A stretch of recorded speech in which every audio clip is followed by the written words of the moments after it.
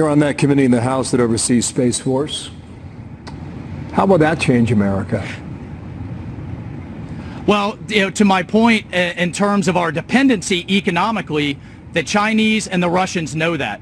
They've developed the capabilities, the anti-satellite capabilities, cyber capabilities, and others to take that infrastructure out. So number one, the Space Force has to defend it, and then number two, we have to be able to put theirs at risk for a type of détente in space. Look, Bill, in all of the war games now, the first shots are actually fired up in space, and we have to have the ability to protect ourselves, to protect our economy and our way of life.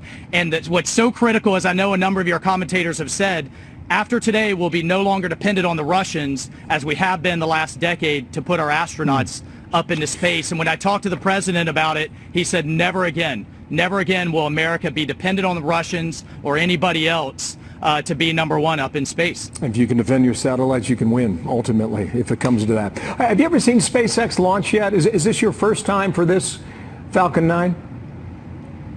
Well, they've been launching actually for years now, but it's all been cargo missions.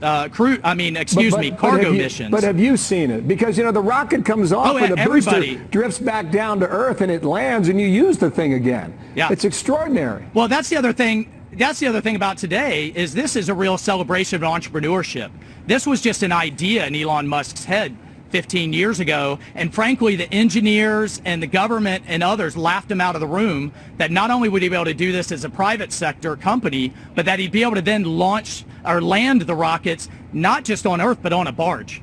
But that's how we're making it cheaper. That's how we're going to be able to get the amount of launches that we need to actually be able to not only man stations on the moon, but to get to Mars. We have to have that efficiency that only the private sector can bring. So it's that public-private partnership that's so critical. NASA's had a lot of oversight.